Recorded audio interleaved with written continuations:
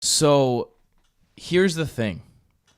If you're still with us, it's the offseason in fantasy football. If you're still with us, congratulations. You right now have a distinct advantage over the rest of your league.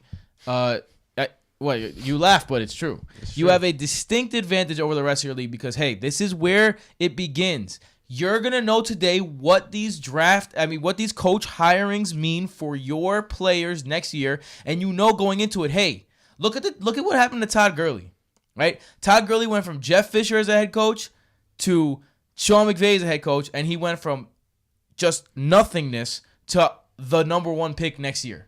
Right? Look what happened to David Johnson. He had Bruce Arians. He was the number one guy ever. And then he was running back. I won't say that. You'll know why I won't say that in a second. Running back blank coming up in, let's say he was low-end running back one. Right? So a coaching change could be the difference between a great player and a good player. So knowing that gets you into it. So before we start, I've been talking too much already. Michael, say what's up to the people. What's up, folks? Jason, say what's up to the people. Too much business so far. We need a little jokes in there. Yo, we're all about the business sometimes, you know what I'm saying? Do you know what was a joke setting up this studio today? My God, it took forever. It happens. Jason almost broke everything. He pulled on a string and it was just a domino effect of falling things. Would have been a lot of fun if everything connected by silly string. All right, so one thing that's not connected by silly string, smooth transition, are the coaching. No, that doesn't work at all. That's pretty silly. That can be cut at any time. There you go. Yep. All right, so we have some new coaches on the horizon in the NFL, and what we want to know is what does this mean for fantasy players moving forward? We have a lot of guys. We have new head coaches. We have new offensive coordinators. We're going to skip the defensive coordinators for now because even though the defensive coordinators will make a big difference, it's hard to tell you about fantasy defenses in January. All right, so that's not going to happen. Fair enough. We can tell you about fantasy offenses in January because that's what we do. So let's get started right away. The way we'll do it is we'll go down head coaches, and if the head coach is a new offensive coordinator, we'll talk about the head coach and the offensive coordinator as a team. If it's just an offensive coordinator switch, we'll go to the offensive coordinator switch. Let's go in chronological order if we can. The first one, the Packers, who move on from Mike McCarthy and get their first new head coach in 15 years. And it's Matt LaFleur, former Titans offensive coordinator. He says Nathaniel Hackett, the Jags offensive coordinator that was fired midseason, you come along and you make your hay. Both of these guys are known for running the rock. To me, what this seems like is the Packers are trying to transition over to a running offense, and that doesn't mean go away from Aaron Rodgers, but it means let Aaron Rodgers get more of a, do more with less situation. Like there's going to be less guys double teaming receivers, things like that. So what do you guys think about how this could affect the Packers? Let's start with Michael. I think this was a very interesting hire. One, because Matt LaFleur, as everyone knows, is a Sean McVay guy. Two, because it just goes completely against everything that Mike McCarthy was. Mm-hmm. Mike McCarthy was the football guy, the guy who you go in knowing this guy knows about football. You're just going to follow Mike McCarthy and you'll be a football team, whether it's a good thing or a bad thing. And then we get Matt LaFleur, who's the new young guy, the new exciting guy who's supposed to be the offensive mastermind, who he went to Tennessee, and their offense was not great last year. With Marcus Mariota, it actually digressed from the year before.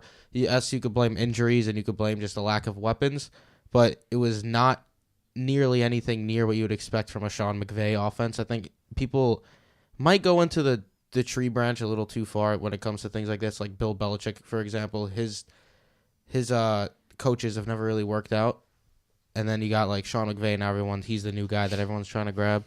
So I think it's a very interesting signing. He already said that he's going to try to get Aaron Rodgers a more complex offense and just try to get him in space and able to do Aaron Rodgers things. So it's exciting, but it's very questionable.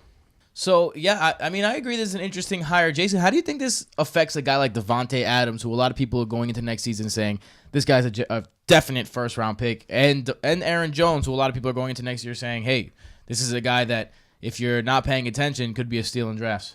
Look, Michael, people might, people, not Michael, there's other people in the world. People might look at the Titans and think about Corey Davis, right? And think, oh, if that's what a number one receiver is going to do, Mike LaFleur's offense, then Matt. Matt LaFleur. What's up with you and Mike right now? Michael? Matt LaFleur's offense, then why would we be excited about Devontae Adams? But I think this is exactly where true throw value came in and true target value, where we talked about how Corey Davis had the volume, but his targets just weren't valuable. So Devontae Adams will be completely fine. I think he's going to see the targets that LaFleur is not afraid to go at one wide receiver, which is perfect for Devontae Adams. Aaron Jones is a little trickier because Derrick Henry didn't really pull away from the pack until later in the year. LaFleur and the Titans signed Deion Lewis, even though they had Derrick Henry. You don't want to see Aaron Jones get stuck in a committee again. At least you hope not. But that's a little bit more iffy that we're probably going to know more about as we enter the season. Devontae Adams I'm not worried about, though. So if you take your true throw value and you take the targets that Corey Davis got and you translate that, and now this is... I know where this is going. Yeah, this is where you really... This is where it gets fun with true throw value and where it gives you a great opportunity of like, oh, let's see what we could do. Like, so you have Matt LaFleur, right? And you take Corey Davis's targets and you put that to the value of Aaron Rodgers compared to the value of Marcus Mariota. What was the value like in Marcus Mariota compared to Aaron Rodgers? I can't answer you right now, but give me a few minutes. Ask Michael a question. So, I mean, just in terms of that, you get to see like how much more valuable it is. And not only that, how much better of a receiver Devontae Adams is and how much he excelled in his opportunity. So that excelling in his opportunity, Devontae Adams, plus the amount of opportunity he's getting is going to get ticked up. It's exciting. And the same with Aaron Jones, man. I'm excited. Marcus Mariota was the 26th quarterback in true throw value, 0.414. Yuck. Aaron Rodgers came in at, I just had him in the teens, 15 at 0.474. So that's 0.6 more points for Aaron Rodgers every time he threw the ball than Marcus Mariota. So 0.6 for a quarterback is what, like 6 yards for a receiver? I don't know. But the point I'm making is I should have done this before the show. You should have thought of this. It would have been a significant bump. It would have been a nice bump. Each receiver, it's almost as if each throw towards Devontae Adams is worth 6 more yards. If you're looking at it that way. More. Yeah, or even more because Devontae Adams is a much better receiver, and his true target value is much higher than Corey Davis's. So if you go and look at that, you're still expecting a big one out of that. So let's go to the next team. The Cardinals hire head coach Cliff Kingsbury. Now, I know you guys hate this move. I wouldn't say hate. Really? I don't hate it. Really? I'm shocked. Let me clarify. I don't hate it. I hate that every talking head is just assuming that the Cardinals are a team to attack in fantasy now. That's what I hate. Kingsbury, sure, he can pan out. But what do we know about him? We know that he had Patrick Mahomes. We know that he made Baker Mayfield leave Texas Tech because he had some no-name quarterback. I forget his name. It slips my mind right now. We know that he never had a winning record. We know that he didn't win a bowl since his first year, or just none in general. So there's a lot of questions about Kingsbury. I mean, to be fair, a lot of people pass on Baker Mayfield. Well, he was a walk-on. But he was on the team. I hear you. But he was a walk-on. I mean, look, a lot of people will say he went 5-7 at Texas Tech, right? But I think if you look a little bit closer, first of all, you can't deny that Cliff Kingsbury is an innovative offensive mind, and when you're coming from a Steve Wilkes-led team, that's a much better transition towards fantasy dominance, right? I'm not saying that it's the key, and I'm not saying all of a sudden David Johnson becomes a running back 1 again, but I think his chances of becoming an upper echelon running back 1 go up with Kingsbury. Now, there's no offensive coordinator yet. They might be talking to Jim Bob Cooter. He's in the works. So that worries me a little bit because Jim Bob Cooter, loves to throw like 67% of the time. But at Texas Tech, the year without Pat Mahomes, they went 5-7, but they had a plus 75 point differential. So they outscored their opponents by 75 points. How you losing then? They were averaging, because their defense was horrible, they were averaging 37.3 points per game, and they were starting a freshman quarterback. Right? That freshman quarterback was injured for 4.5 games. In those games, they went 0-5. Right? And they were up against Oklahoma 31-28 when their freshman quarterback went down. They lost by 1 possession to every ranked team they played. They upset TCU. This is a guy who had success, even though the record might not show. It's kind of like an Adam Gase situation where he overachieved with the tools that he had. With that being said, Michael, how do you feel about it? I'm kind of on the same boat as Jason here. In Texas Tech history, the last coach that was under 500 was back in 1981. So it's been nearly 40 years since a coach was under 500, and Cliff Kingsbury was the next coach to do it. I mean, then as we know, he went to USC. Just kind of like he went to the USC to be their OC because he just kind of like fell out of favor with everyone really as a head coaching candidate because of his job at Texas Tech, and then he rose up again as a popular young guy this year and ended up getting his shot with Arizona. It seems like this could easily be the one where it's like, oh wow, that was a great move by Arizona next year if they go like 10-6 and they're on the rise.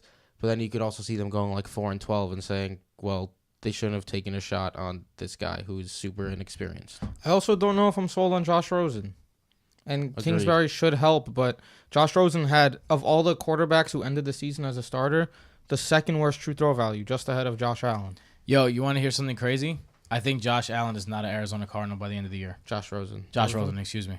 Neither one of will those? Josh Allen. You're one of those? I think they He's one of trade those. him for picks, and then they draft He's one of Kyler Murray those. with the number 1 overall pick. One of those. He's one of those. Yo, think about the quarterback that my man One Cliff of Kingsbury those. coached. Think about it.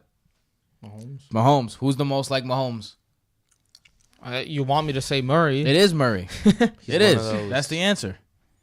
You're How's he comparing gonna Just get think up- about how's it. he going to get up to the number Think one about pick? it. Huh? They have the number They one have pick. the number 1 I mean, pick. who's he going to trade Josh Rosen to? Giants, Jaguars. There's a bunch of teams with quarterback But just needs. put- But then there's also Raiders. the question, after seeing what Rosen did this year, you're going to trade the 6th pick for him? I'm not. I mean, if I'm them and I'm using the first round pick on a quarterback, I'll take a second round pick for Rosen and I'll cut my losses. Like, you can't live in the past with draft picks. If a draft pick doesn't pan out and you can get a better player at that position this year, you do it. They're That's- bringing in a that's new my coach opinion. so that you could help your young quarterback. I mean, let's not talk about what might happen and what might not, but I have a feeling about it. All right, let's move One of over those. to, I think, one of the best fantasy viable options. I have another hot take of who's Ooh. going to join this team. Oh, no. Bruce Arians is the head coach of the Buccaneers. He brings over Byron Leftwich, who just calls Ooh-wee. Bruce Arians plays. Yeah, basically. Loves to air it out. We know this. The last player who aired it out as much as Jameis Winston currently airs it out was Carson Palmer under Bruce Arians. Ooh-wee. So it seems as though Jameis Winston and Bruce Arians are a match made in heaven. It's already being discussed that Bruce Arians is telling Deshaun Jackson, yo, don't retire, come back. A lot of weapons over there. Bruce Arians, a great offensive mind. I think Le'Veon Bell's going to sign with them. I think that they're going to have a running back. And if Le'Veon Bell signs with them and Bruce Arians is at the helm, you saw what happens with David Johnson when you have a running back like that. How do you guys feel about the Buccaneers? I want to talk about the receivers real quick because you mentioned Deshaun Jackson possibly coming back, and all over Twitter I was seeing, please don't come back. Chris Godwin needs to beat the man. I want Deshaun Jackson back because Bruce Arians likes his slot guys. Yeah. Deshaun Jackson's not going in the slot. No. Deshaun Jackson's opening up space on the field by running street routes. Chris Godwin is that big receiver that you want to put in the slot. He's the Larry Fitzgerald Yeah, I was type gonna on say that he's team. the Larry Fitzgerald. Deshaun Jackson is only going to help Chris Godwin. I like Chris Godwin a lot going into next Open season. up the field. He's. Simple as that. I'm hoping that he becomes a slot guy for the Bucs. Humphreys is a free agent now. Yeah. That would be awesome. I think Larry Fitzgerald is a possibility going to the Buccaneers too. I really do. I mean, last time we saw Bruce Arians coaching a team, he got inexplicably fired, honestly. He went, what was it? He 8 retired, bro. Huh? He retired. They didn't fire him. He retired. He retired due to did. health It was- reasons. They had to was- trade Arizona a pick for him. True, Yeah, true, it was right. health reasons. True. Well, I mean, he went 8-8 with Arizona. Yeah. With hurt quarterback. Just David Johnson was basically the whole offense. He did a tremendous job with a terrible team, as we saw, because now they have the number 1 overall pick after just 1 year later. And he wrote a book called The Quarterback Whisperer, so he knows he's good at working with quarterbacks. Jameis Winston, QB1 all the way going into next year. I agree. I'm not a You on the Jameis guy. Jameis train. I'm on the Bruce Arians train, man. If Jameis, you're the number 1 pick. If you can't do it with Bruce Arians, you can't do it. Period. And not for nothing, a lot of people like to give Jameis a hard time because he doesn't win games. But in terms of production, Jameis Winston has always been producing. He's always produced numbers. So if you can produce numbers, Turns the ball over a lot. yeah. But he's always he's produced, but he puts the damn ball in the air. Like he's not afraid to air that shit out, and the numbers show it. And Bruce Arians loves to air it out. I think this is an upgrade. Of course. All across the board. excited Yeah. about it. Let's do a hypothetical now. Let's say Le'Veon Bell joins the Buccaneers. Oh, yeah. Are you considering him with the number 1 overall pick? Number 4. Bro, you have to take Gurley over him. Gurley, All Barkley, right. Zeke. I'm going ahead of myself. Are you considering him amongst the elite 3 running backs? No, No. Gurley, Barkley, Zeke. Gurley, Barkley, Zeke. Gurley. All right. So Gurley, Barkley, Zeke, and then maybe If Cam plays CMC, McCaffrey, if Cam is CMC, out, and then Who who else? Melgo some love. Melgo. I don't know. I think I'd take Le'Veon Bell over Melgo in a Bruce Arians offense. You'd have to see. This is a huge hypothetical. This We're is a talking huge 8 hypothetical. months in the future. Yeah, we are. But, that's why we do this all year round, baby. BrotoFantasy.com, at BrotoFantasy on Twitter and Instagram. Let's move over to a not so sexy hire for fantasy at least. The Broncos. Hey, Broncos. They hire Vic Fangio. Vic Fangio comes over, the former defensive coordinator for the Browns. And who else comes over? Rick Scangellero. Ricky Scan. Oh, I'm sorry, that's not it. Rich Scangarello. Rich Scangarello. Oh, you mispronounced Vic the name? Fangio and Rick Scangarello coming to get your mortadella and provolone sandwiches. Yo, you know the rumors that are flying right now? Yeah. That Scangarello, quarterback's coach for the Niners, Yes. is going to be bringing Nick Mullins over with him. He found Nick Mullins and he signed him. Nick Mullins basically gave him all the credit of him being in the NFL. He said, I was at an All-Star game. He hit me up. We talked during the draft in the 6th round. He's like, no one's going to draft you. We're signing you. And he didn't even think he was going to be in the NFL. And this guy found him, and now he's starting and he's doing well. I think that Nick Mullins coming over would be a great thing for the Broncos. Honestly, it'd be interesting. more interesting than Case Keenum. At least, battle it out. with Nick Case Mullins has Keenum. been an underrated piece. True throw value. He ended the season around the high teens. Yeah, I mean, he was good. Well, low teens, like positive, like 13-ish, not like the high teens. Oh, that's pretty solid. Yeah. Above average. Yeah, way above average. So he's known as a good X's and O's guy. He's a good offensive mind. He's a quarterback's coach, which is something that you don't necessarily expect when you got Case Keenum on the squad. But I think this is a message to Case. I have a question for you guys because Scangarello, right? What's his name? Yep. Long name. He likes to run a zone running scheme, kind of like Shanahan, right? Is this going to help out Lindsey or Freeman? Because now there's new coaches coming in. Lindsey was the undrafted guy. Freeman's the guy with the draft pedigree. I know Lindsey was the all-star. But this could spell some trouble if they think Freeman's the better zone runner. I don't think that there's any guarantee that Philip Lindsay has that job next year. I mean, but you're just a Royce Freeman. You just want Royce Freeman to be good. So No, I don't. He wasn't a bust. Jesus Christ. Are we going to go through this again? I mean, they did just steal Mike Munchak, though, from Pittsburgh to be their new O-line coach. It's a nice addition there for Denver. I mean, yeah. Look, he's also known for working with young wide receivers. I think that has to be out there as well. A lot of young wide receivers to be worked with in Denver. That's so, true. although Vic Fangio is not the biggest, sexy hire, Scangarello, hey, get some mortadella and some offense in here. Hey, I want an offense sandwich.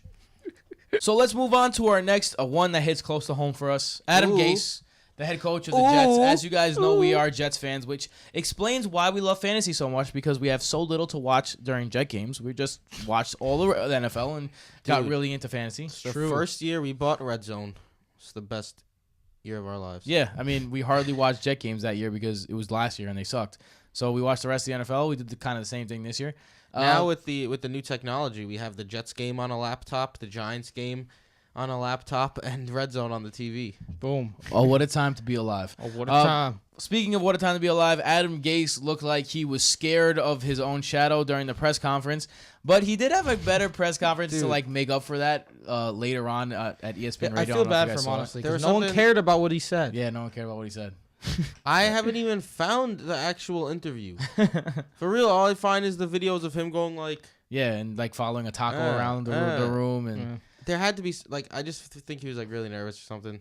Well, cut this guy some slack, yo. Everyone's treating him like he's a serial killer now. so Jason had a tweet not too long ago. It said, Adam Gase is a conundrum. Anomaly.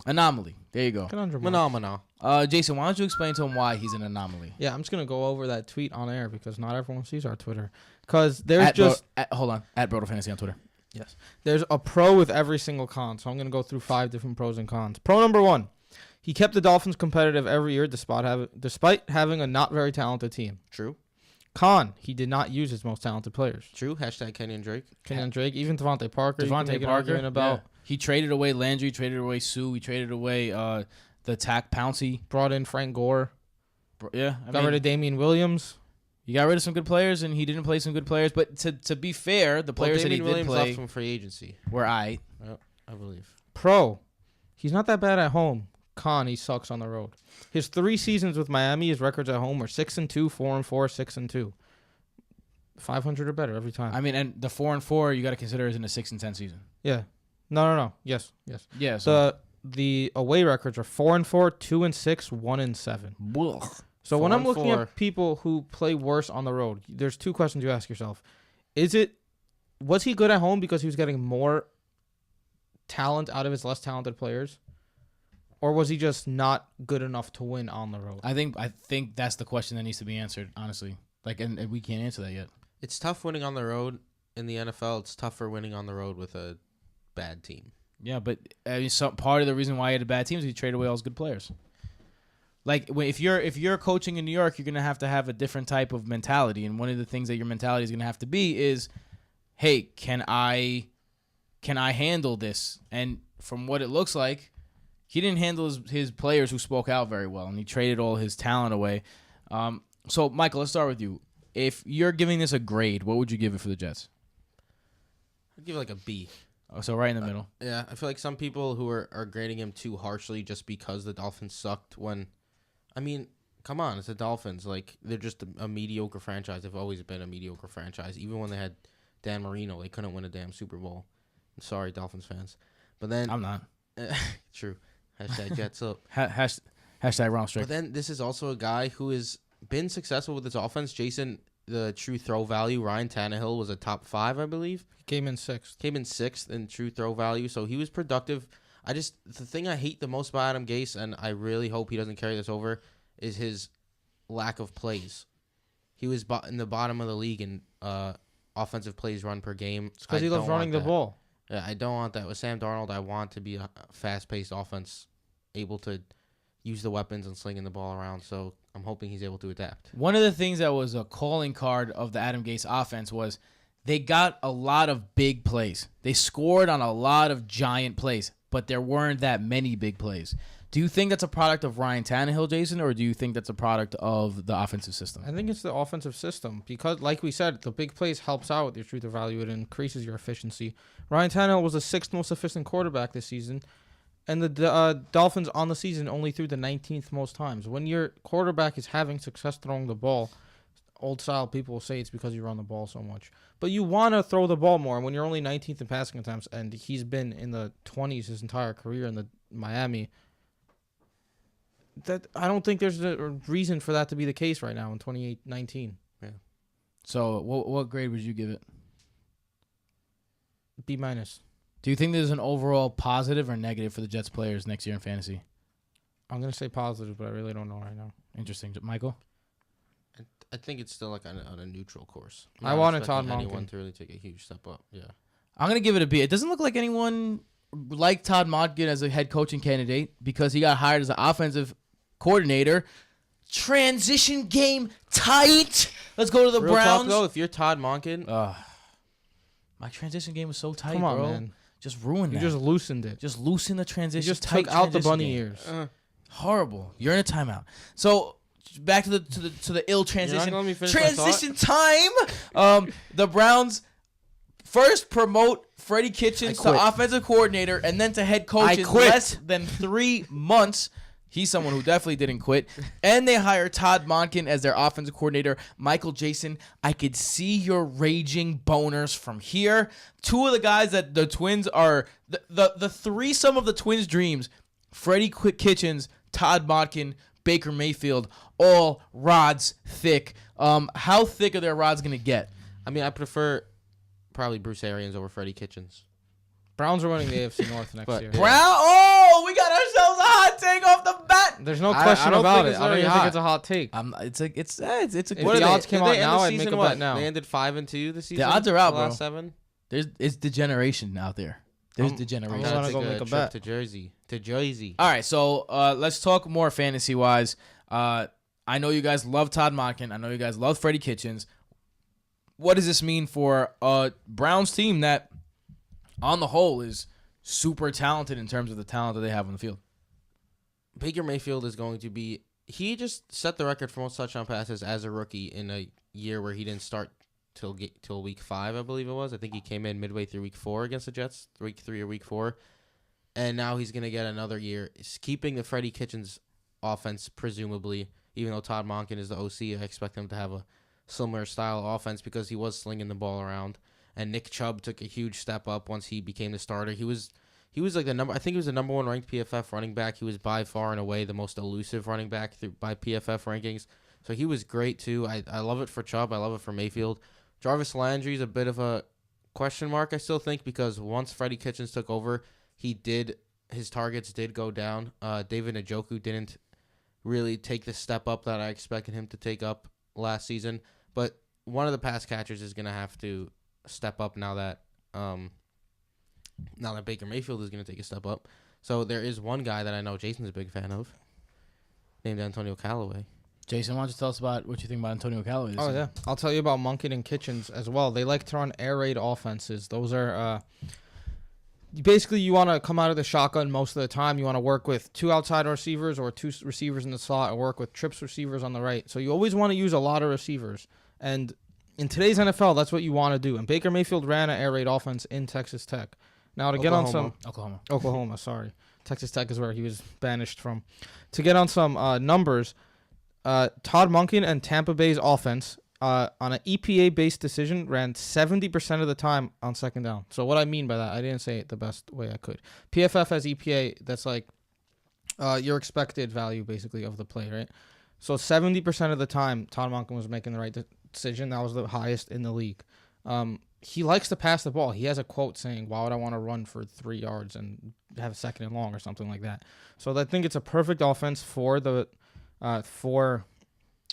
I'm losing myself, for fantasy purposes. And then if you look at what Freddie Kitchens and Monken did over the end of last season, when Kitchens took over, they were the 3rd best offense in terms of yards gained per drive. The Bucs were 6th best over the entire season. So we're meshing the 3rd and the 6th to become the number 1 superpower.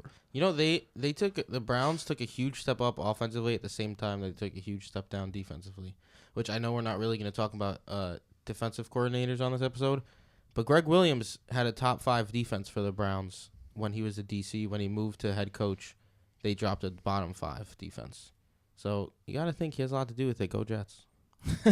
Yeah, we're not talking about defensive coordinators right now, but sorry, Antonio Callaway, yeah, running the air raid vertical, a lot of vertical routes. Antonio Callaway is that number 1 receiver on the team for vertical routes. Look, I like this hire. I like both hires. I'm gonna sound like an old man. I'm gonna sound like a straight up teacher. They should have got Mike McCarthy. Look, no. Let's not go crazy now. I just think that honestly, what's up with making sure your 22-year-old quarterback is cool with your head coach? The Jets did it. The Browns did it. Everyone who got a young quarterback has to make sure that their young quarterback is cool with their coach. Yo. No. That's not how this works. You're 21 years old. You don't get to make the decisions, bro. I don't care how famous or rich you are. You got to play for the coach that you got to play for. So that's the only thing that I don't like about it. But hey, Freddie Kitchens may have gotten the job because of his association and his kinship with Baker Mayfield. And if bringing in Todd Monken, a great offensive mind that was proven this year, that is a lethal combination. Who'd they bring in at DC again? They bring in Steve Wilkes at DC, I believe. Steve Wilkes at DC. Also a great hire, a guy who got a head coaching position from his defensive coordinator position 2 years ago. Obviously failed in that, but Arizona's defense was much improved. So even last year, they had a solid defense despite their terrible performance. Right. So it goes to wonder. Hey, the Browns are all of a sudden this all-star squad with all-star coaches and all-star players and another year of Myles Garrett, another year of Denzel Ward. Yeah, Super Bowl winners. Oh wow, now that's hot. Someone call the fire department. With that being said, let's move on to the Jacksonville Jaguars. They don't have a new head coach, but they have a new offensive coordinator, John DeFilippo. He was fired from the Vikings. Now, a lot of people think this is the first step of Nick Foles becoming a Jacksonville Jaguar because he was the QB coach for Nick Foles during his championship run last season. He was hired as the Vikings offensive coordinator, fizzled out before the season even went halfway. The plan is probably still run first in Jacksonville. I think, despite whoever their quarterback is. So This is what I was kind of confused by the DeFilippo hiring because, one, he got hired because the Eagles won the Super Bowl. Basically, their offense was running smoothly. He was the quarterback's coach there when it happened. So that he turned that into a head coach, an offensive coordinator position, and he just wasn't good with. And he had a great team to use with the Minnesota Vikings. And he just did not do a good job. And the reason I say I didn't really understand the signings is because he was passing the ball early and often with Cousins and company. Do you think a lot of that had to do with the fact that Dalvin Cook was hurt? Because when Dalvin Cook came back, it kind of balanced out a little more. I mean, that was kind of more along the lines of when he got fired is when Dalvin Cook started getting That's the ball true. I didn't more. even think about that. You're right. Yeah, so, I mean, if you still want to run a run-first offense, it's weird to bring in DeFilippo. Maybe since he didn't have success in Minnesota, he'll try to settle down more and run the ball first. But then I don't want that either from an OC. I want a guy who's going to run a complex passing offense. So it's just, I don't love it. Who's Jacksonville's quarterback going to be? No one knows at this point either. You got a guy like Tom Coughlin who runs the game, and Tom Coughlin has made a career out of making the not obviously great into great. Hashtag Eli Manning. Do you have do you have faith in that kind of mind who made that happen, or are you on the Michael train where you're like, this doesn't really make sense to me? To be honest, Leonard Fournette might be out the door. He might be. It looks like it. Blake Bortles probably out the door. Definitely. It's not like they have receivers up the gazoo. They barely Keelan have. Cole? Keelan I was Cole watching some didn't work Keelan Cole highlights. Yo, dude, good ball. I don't know what I know. happened. out. I know. I don't know what happened to him. I'm blaming the Jaguars. Yeah. I thought he was going to be the main receiver. Dede Westbrook was pretty decent this year because he ended up being the number one. But The damn slot receiver. can we really say anything about the Jaguars right now? We don't even know who their team is. That's true. Yeah. I mean, But I'm not definitely very to be- thrilled with the DeFilippo hire. Cousins, Diggs, Thielen. Gotta do better. Let's go over to the Falcons. Offensive coordinator Dirk Cutter returns to the Falcons. He already had a stint with the Falcons once before in his career. How do you guys feel about the Dirk Cutter hire? He obviously came from a Tampa Bay system where the offense was prolific no matter what quarterback it was. Here's my issue. We saw Matt Ryan struggle in an offense, then be an MVP candidate. Then we saw Matt Ryan struggle in an offense. Then the next year, if the Falcons were good, he would have been an MVP candidate. For sure. He was the second best quarterback fantasy points wise. 35-7. So that pattern tells you that it takes Ryan time to acclimate. He's getting older in age. And then his second year is when he is at his best.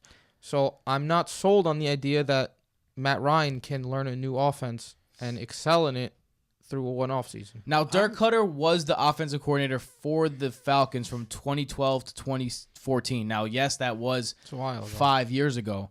But does that change your opinion any on the fact that Matt Ryan in the first time in the offense? That's when Matt Ryan was I'm young going to and say naive. no, because Shanahan runs a different offense, like from most of the world. And then, what's his name? Sarkisian brought in an offense that nobody really liked until they were killing it this year on the offensive side of the ball. So I don't think having Dirk Cutter in 2014, that's 5 years ago now. I'm riding the don't draft Matt Ryan bandwagon. I mean, how old is Matt Ryan now? Young to 30s mid probably. 30s, yeah. I mean, you know by now if he's able to acclimate to an offense quickly, and he just hasn't proven that he's able to. I'm on team hashtag shouldn't have fired Steve Sarkisian. 33, Matt. 33. I mean, Steve Sarkisian, he had trouble in the red zone 2 years ago. He That will was be his 33. number one fault that everyone said you have to do better in the red zone. He sucked in the red zone the first 2 games. And then the Falcons were awesome in the red zone the rest of the year. Their offense was prolific. Matt Ryan went 35-7. Julio Jones ended up scoring 8 touchdowns from allergic to nonstop in the end zone. Steve I gotta say Sarkisian, it was something. not Sarkisian's fault that the Falcons sucked. Tim's going to be happy about this one because I Hmm. saw a stat and I was like, this is what me and Tim were saying all year, and I was just sad to prove it. The Falcons were the number one team in throws 1 to 10 yards. well, there you go. So we were saying the whole season. Probably up in pass attempts, though. That's what we were saying the whole season. Yeah, all we're saying is that Matt Ryan benefits from Yak. And all I'm saying is that Sarkisian should have been fine. Probably more than everyone's any giving player him in the love because But with that being Tevin said, Coleman took a swing route 60 yards to the house. sure, I like Fuck their outta cutter and I like his offensive prowess, but Matt Ryan has just proven to not be great picking up the offense in his first year. Agreed. Oh, that's true. All right. Let's move on to the Vikings. The Vikings keep their same offensive coordinator, Kevin Stefanski. He took over midway through the season after who we just talked about, John DeFilippo, got fired. But they hired Gary Kubiak as the special offensive advisor, quote, unquote. It's a little fishy business in Denver with Kubiak because when they brought in Vic Fangio, now, Kubiak had that position with the Denver Broncos, and Kubiak got his fame because he was with the Broncos from 95 to 2005, 10 years with a franchise, and in that span, he coached people from Terrell Davis to Peyton Manning, and he had success with a pass-first offense, with a run-first offense, so this guy's an innovative offensive mind, right? And he's buddy-buddy with John Elway. He's supposed to come and be the kind of the offensive head coach with Vic Fangio, and then all of a sudden, he says, I don't feel like coaching anymore. He leaves the Broncos organization, and then the day later, he pops up with the Vikings organization in the same position that he had with the Broncos organization. It's fishy, but in terms of fantasy, it doesn't really matter if it's fishy or not. What kind of difference does this make for the Vikings? I mean, how old is Gary Kubiak? You want to be on the Broncos in today's NFL, or you want to be with Cousins, Diggs, and Thielen? Okay, sure. Yeah. He is a run first guy. He's a old school type of guy like that. You know, when he went to Denver and won the championship with the Super Bowl with Peyton Manning, I wanted the Jets to hire Gary Kubiak so bad, and our brother Johnny, for the OGs out there, were like, "Why do you want Gary Kubiak?" And then he won the Super Bowl like 2 years later with the Broncos, and the Jets still suck, and it was just very sad. He's 57. He's not as old as. He's 57, but he's facing health issues. I do think he should help the run game though. Yeah, he was like Kyle Shanahan before Kyle Shanahan with the innovative thinking a little bit. It hasn't. It's kind of tapered off a bit. He's not the biggest innovator now, but he was an innovator in his time. And with the Texans, right? Arian Foster and Steve Slayton. He's always had. What you made me lose my train of thought. Effective running backs. Yeah. So I think this will be good for Dalvin Cook. Dalvin Cook needs to stay healthy. For the Vikings, look, obviously this is a different situation, and every offensive coordinator is different. But with the Vikings, it'll come down to the same thing all the time. Adam Thielen in the slot, Stephon Diggs in the outside, Kirk Cousins throwing the ball, Dalvin Cook, and Kyle Rudolph in the red zone. No matter who you are and what offense you're calling, this is what it's coming down to. So yes. I don't think that this is going to be the biggest difference. One person that's going to make a giant difference is the offensive coordinator that just got hired with the Ravens, Greg Roman, promoted from tight end coach. He's actually the person who came up with the offense that Lamar Jackson ran, although Marty Morningwig, the guy that they fired, was the person calling the plays. He's best known for the job he did with the 49ers. He was the architect of that offense that went all the way to the Super Bowl with Colin Kaepernick. And Frank Gore also thrived in that RPO system. I think it's pretty clear this guy's being hired for the Ravens to run the rock. Yeah. I mean, I absolutely hate it for every single Ravens receiver. Probably won't be targeting any Ravens receiver unless it's like maybe the double-digit rounds and you want to take a chance on someone. Whoever their running back is by this time next year, you don't know if it's going to still be Gus Edwards or Kenneth Dixon. Well, not by this time next year, by the time the season starts. But Lamar Jackson is more than likely going to be a low-end QB1 again just because of his legs.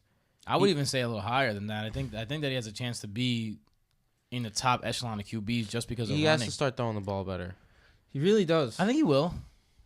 Colin Kaepernick was not a great thrower when he started either, and he got better under. He had a cannon, though. Yeah, he did have a cannon. But so does Lamar Jackson. Just doesn't use it in games. Have a Kaepernick cannon. I mean, he aired it out in Louisville. But Kaepernick had a cannon. Kaepernick had like a Mahomes. Yeah, Kaepernick had a cannon. Still has a cannon. It makes sense. It's not like if they hire Todd Monken, it's like, what the fuck is going on? Yeah. But it makes sense. You know what offense it's a safe hiring. Yeah. Yo, honestly, you're gonna call me crazy. If I'm in a 2-quarterback league or I'm in a super flex league, I'm reaching for Lamar Jackson like in the 3rd, 4th round. No lie. Super flex league is everything. Yeah, I want that guy on my team. All right, let's move on to the Lions. The Lions, actually just 2 hours ago, they signed Darrell Bevel. He's probably best known for his time with the Seattle Seahawks. He was the offensive coordinator there when they went to two straight Super Bowls.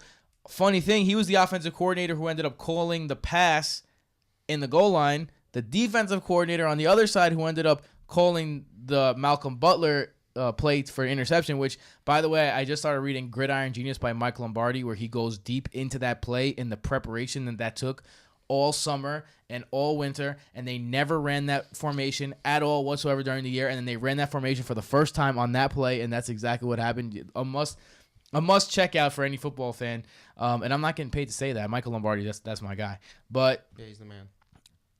where was I? Oh, Bevel. Matt Patricia was the defensive coordinator on the other side. So now he's the head coach. The Lions wanted a more balanced play quarter. It doesn't get much more balanced than Bevel. During his time in Seattle, his offense averaged 131.9 rushing yards per game, 216 passing yards per game, and 24 points per game. The quote by Quinn, their GM, excuse me. This is going to be a little bit of a long quote. Stay with me. We want to be able to run the ball. We want to be able to use our quarterback because he has a ton of talent. So we want to be diverse, Quinn said. They are not going to sit there and be in 4 wide receivers, shotgun every play, and throw it 45 times. That's not good for anyone. On the other hand, they're not going to be 3 tight ends and run the ball 40 times. We need to do a better job of going to each week, looking at the opponent and say, how are we going to beat this team? If they have a great run defense and a poor pass defense, maybe we throw it 45 times and vice versa. So we want someone who thinks that way, that thinks, hey, I have an offense, but my offense is adaptable. I could change week to week, or I can change from this week, and I have a set of receivers, and 2 weeks later, I don't. So I think what they want to do is they want to be focusing on both. I think this is a big upgrade for Kerryon Johnson people. I think that whoever likes Kerryon Johnson will be happy. On the other hand, this is probably an upgrade all over. Because Matt Stafford was QB 16 this year, and a lot of people did not see that coming. So, Michael, let's start with you. How do you feel about this hire? So it's kind of like a conundrum for Lions fans because they were all like, "Oh, we're not running the ball enough." For years, they're saying we're not running the ball enough. Jim Bob Cooter offense, just Matt Stafford like slinging, gun and shoot all the time, and now they have Kerryon Johnson, a great running back, and then they hire this guy Bevel, who's supposed to be a run first guy, and now they all hate the hiring because he's like a run first guy, and it doesn't make any sense. With that being said, I think it's literally only good for Kerryon Johnson. When he was with Seattle, he had Marshawn Lynch and company, he produced RB1s often. He did not produce wide receiver 1s often, though. So I think it's very good for Kerryon Johnson. I don't love it for guys like Matt Stafford, for Kenny Galladay, for TJ Jones, or whoever else they're going to bring in for a receiver because they need someone else out there next to Kenny Galladay. Once they got rid of Golden Tate. Well, Marvin Jones is still there, I believe, but It's going to be a run-heavy offense now, I think. Well, heavier than most now that Jim Bob Cooter's gone as well. So I want Kerryon Johnson, but I don't want anyone else. It's kind of like you're choosing between Galladay and Kerryon, and my money would be on Kerryon. I just don't know how to feel about Bevel, honestly, because we're not sure if Bevel is good at his job or not, right? And knowing Brian Schottenheimer ran the offense in Seattle this year. They're disgusting offense. And the Seattle Seahawks were still a good team. And they still made the playoffs. Russell Wilson was second in true throw value on the season. In a terrible Brian Schottenheimer offense. Michael's talking about it all offseason. So we know how good Russell Wilson is. Is that why Bevel was decent? Because of Russell Wilson. It's interesting. And Marshawn Lynch. And an offensive line at that time that was extremely good. I mean, the offensive line is what ended up suffering the most from the defensive players getting paid. But that was a good offensive line. Anyway, that is our thoughts on all of this. Next up on our Real Recognize Real segment, we have our guest. We want to let you guys know this first.